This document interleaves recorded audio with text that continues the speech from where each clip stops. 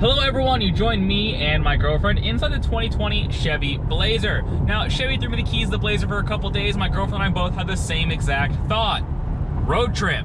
So we're making this 6-hour drive from LA up to Yosemite in order to escape the city and get some beautiful nature vibes and nature views. So let's hit the road.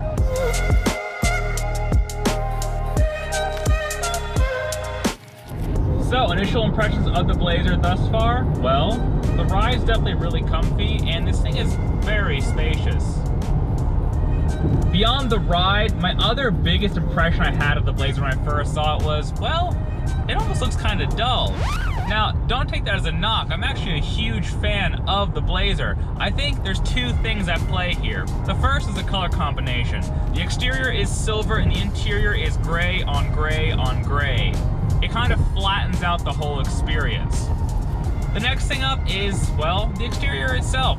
Now, you can get the Blazer RS. The RS is the appearance package. It gives you all the blacked out trim, the big 20-inch wheels, and the more aggressive bumpers. And when you look at the Blazer, you can tell the designers, when they penned this thing out on paper, they drew the RS model first. That was the initial inspiration for this, and then models like this 3LT came after the fact. So I think if you're looking at a Blazer, take a look at the RS trim because it really kicks things up a notch visually. Also, more than the exterior, it also does change the interior as well and fixes my gripe about the gray on gray on gray motif. After a few hours of driving, a quick in and out stop, and a few more hours of driving, we finally arrived at Yosemite. And the further we drove, the more amazing the views became.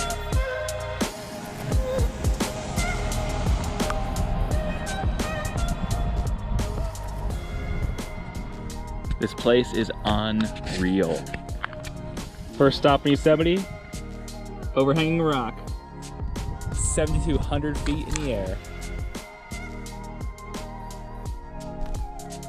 And that is Half Dome. That's almost 9,000 feet in the air at its peak.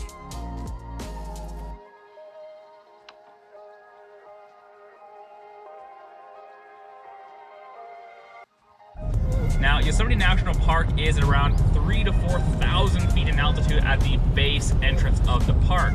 And then from there, you're just climbing higher and higher and higher. Now, why does that matter? Because the Blazer features a 2-liter turbocharged engine as standard. At altitude, non-turbocharged or non-supercharged engines tend to struggle a little bit as you climb higher and higher just because the air is less dense. You know, it's harder for you to breathe, it's harder for an engine to breathe. However, with these turbocharged engines, they tend to not struggle quite as much because they can use more boost and keep you going.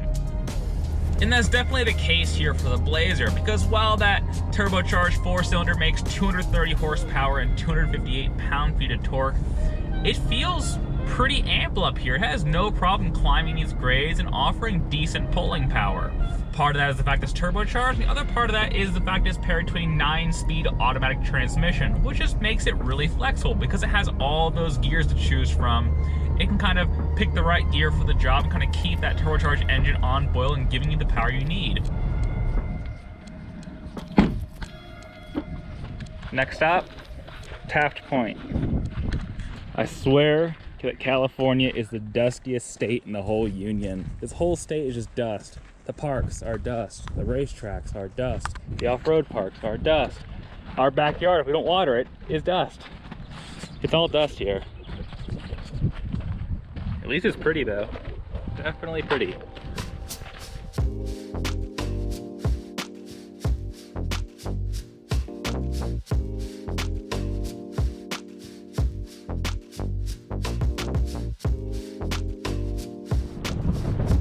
Taft Point. Pretty crazy.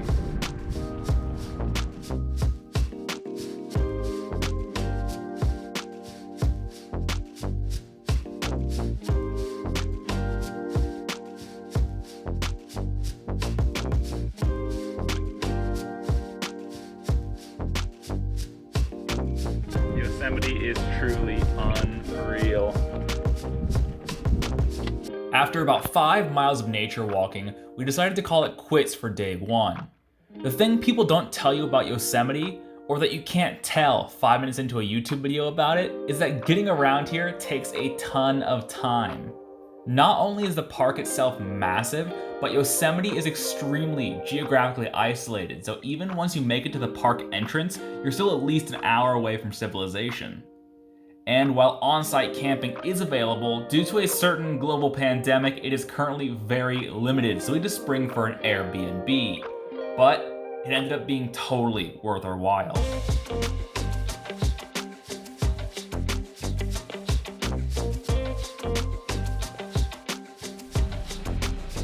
Day 2 of our adventure with the Chevy Blazer. Let's hit the road again.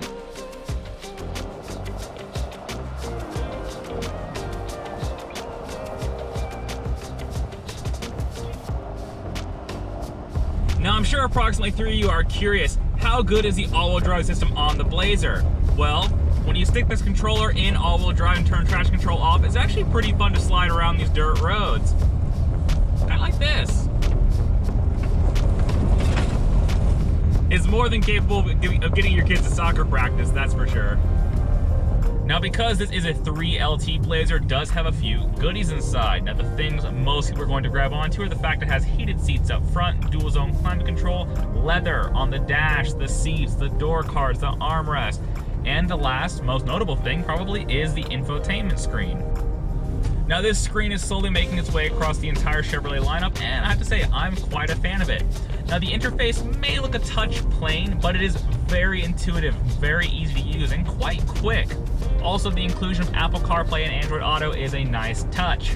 Now, while we're talking about screens, I have to mention the fact that, like many new Chevrolet vehicles, the Blazer does have Chevrolet's HD rear vision camera. That's a full HD backup display that comes up here on the central infotainment, and it is gorgeous.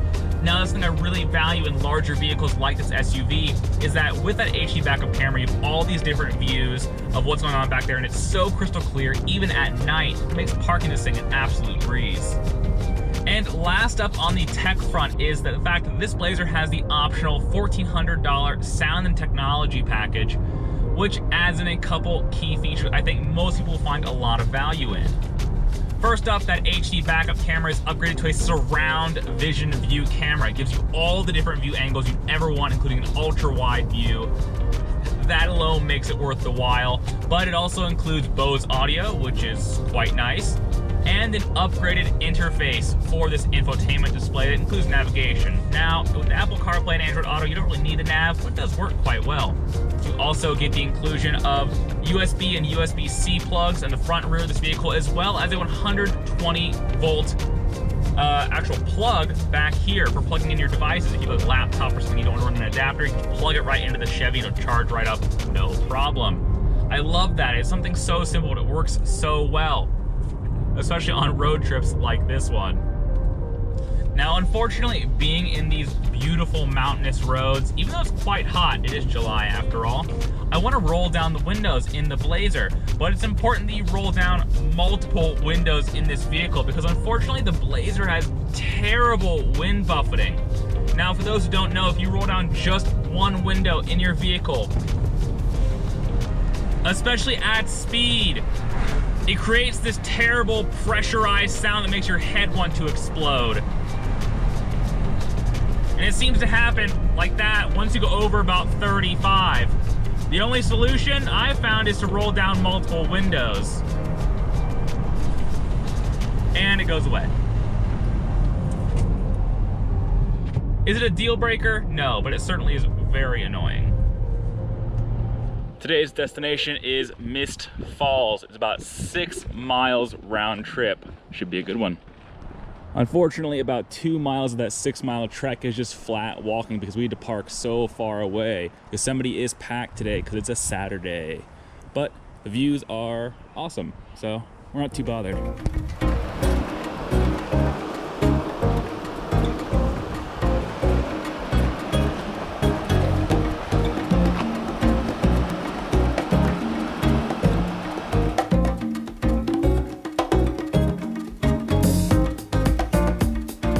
We were down there a few minutes ago. It was one steep climb.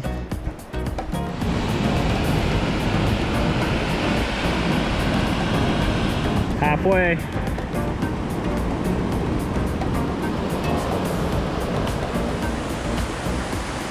Sorry for the shirtlessness, it is quite hot outside, but we found out there's a bit of a detour today.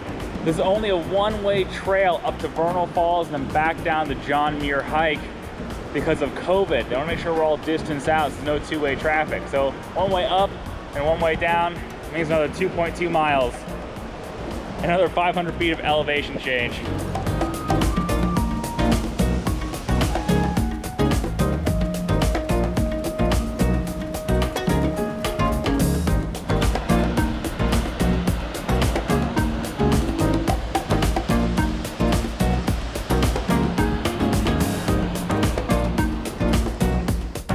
After ascending 1,400 feet of elevation and drinking some of the cleanest, clearest spring water I've ever experienced before, it was time to make the 2-hour descent back down to the Blazer and then make the 6-hour drive back to LA.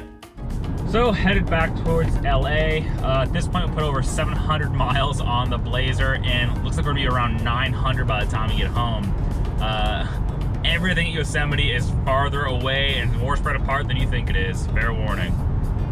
And so after 2 days and 700 some miles, I learned quite a lot about the Blazer.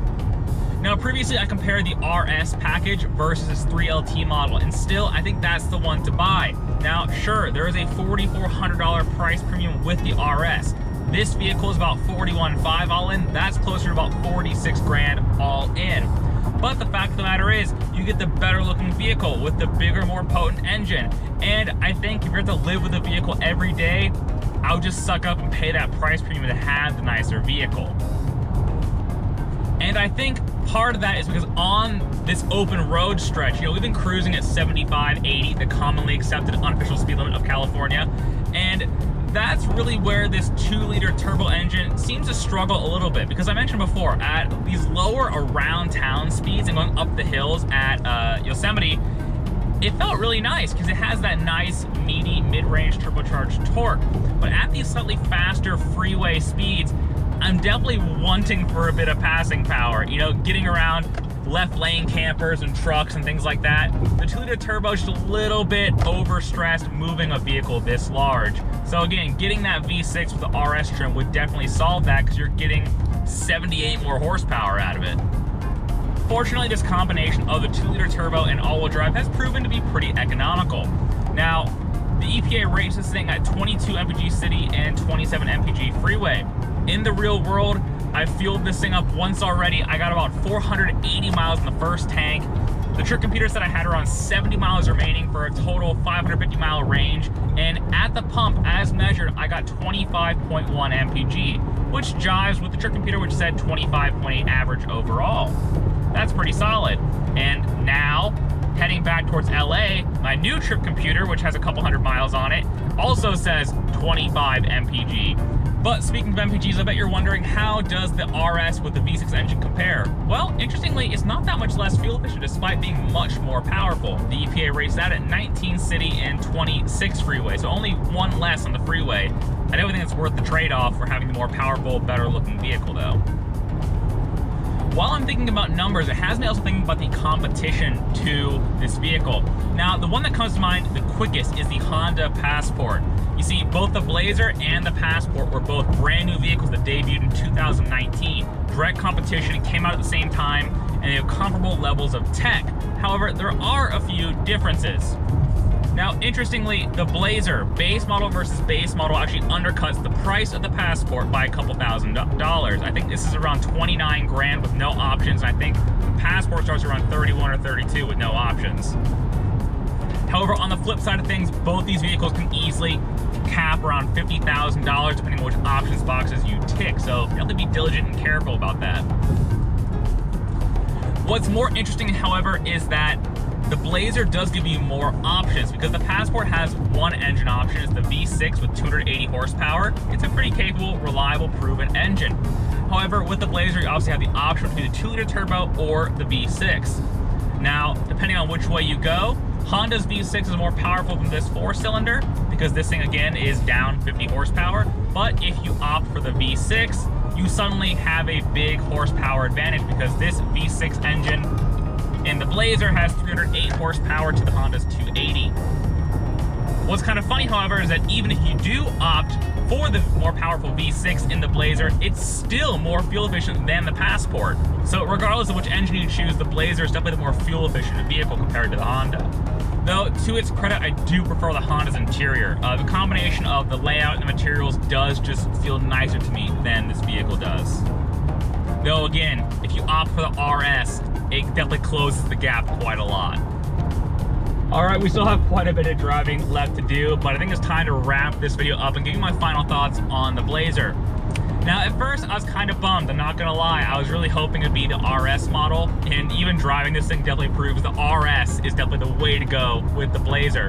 But I cannot deny how competent and comfortable this thing really is. This 3LT model is kind of in the middle. This is the one most people will probably opt for when push comes to shove, and it's proven itself to be a really competent road tripper that has a lot of value in it. I think the solid MPGs, the quiet, comfy ride, will sell most people. And for those who want a little bit more, kind of like me, will definitely just opt for the RS. Then you get a really good looking truck that can do a lot of things and please most people. So if you're looking for a stylish, handsome, well-priced family SUV, take a look at the Chevy Blazer RS. Anyways, I think that's all I got this video, guys. Thank you very much for watching. I'll see you guys next time when I go do more fun things with cars. See you guys later. Bye.